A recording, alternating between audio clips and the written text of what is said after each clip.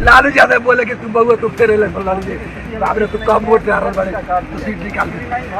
Sanjay Yadav ticket बेचा है, हमका बोला कि 2 करोड़ 70 लाख दो, पैसा वापस कर देते हैं।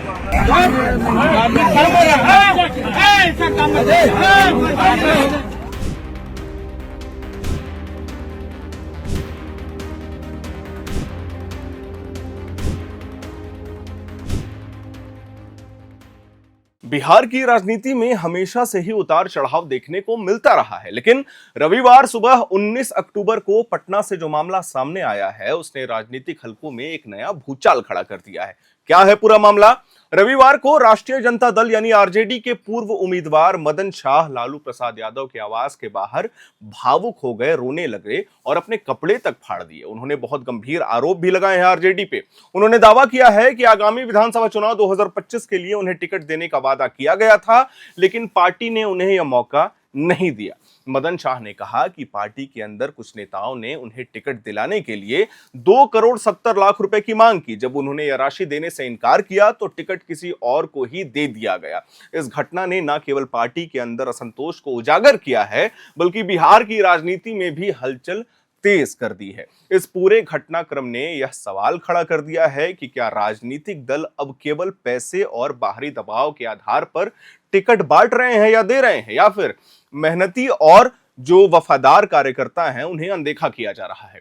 रविवार को मदन शाह लालू प्रसाद यादव के आवास राबड़ी भवन के बाहर पहुंचे। मीडिया और स्थानीय पत्रकारों ने उनके इस कदम को एकदम ध्यान से कवर भी किया। मदन शाह ने यह बताया पत्रकारों को कि उन्हें पार्टी से पहले ही चुनावी टिकट दिलाने का वादा किया गया था। पार्टी की पहली सूची में कुल 52 उम्मीदवारों के नाम शामिल थे, लेकिन मदन शाह का नाम इस सूची में था ही नहीं। और जैसे ही ये खबर मदन शाह को पता चलती है, मदन शाह सड़क पर आ जाते हैं। मदन शाह ने बताया कि टिकट पाने के लिए उन्हें पार्टी के एक नेता संजय यादव से संपर्क करना पड़ा। उन्होंने कहा कि संजय यादव ने उन्हें टिकट दिलाने के लिए 2 करोड़ 70 लाख रुपए की मांग की, जो कि उनके लिए संभव नहीं था। उन्होंने यह राशि देने से इनकार कर दिया और इसके बाद पार्टी ने टिकट किसी और उम्मीदवार को सौंप दिया। इस घटना के दौरान मदन शाह इतना भावुक हो गए कि उन्होंने अपने कुर्ते तक फाड़ दिए और जोर जोर से रोने लगे। उनका यह व्यवहार ना केवल उनके व्यक्तिगत आक्रोश को दिखाता है, बल्कि पार्टी में आरजेडी के अंदर जो असंतोष फैला हुआ है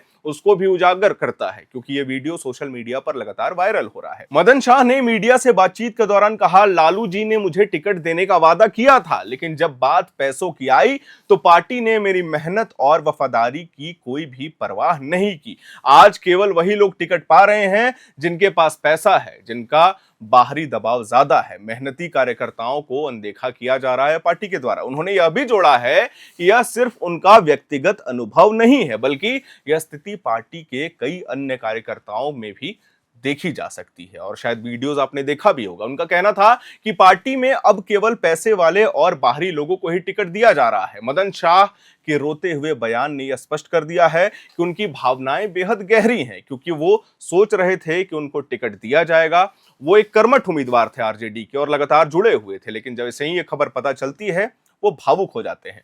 राजनीतिक विश्लेषक इस घटना को आरजेडी के भीतर चल रही आंतरिक कलेश की तरह देख रहे हैं। पार्टी में टिकट वितरण को लेकर लंबे समय से असंतोष चल रहा है। मदन शाह का यह मामला इसे और भी स्पष्ट करता है कि पार्टी के अंदर वफादार कार्यकर्ताओं की अनदेखी की जा रही है। विशेषज्ञों का मानना है कि ऐसे मामलों से पार्टी की छवि प्रभावित हो सकती है।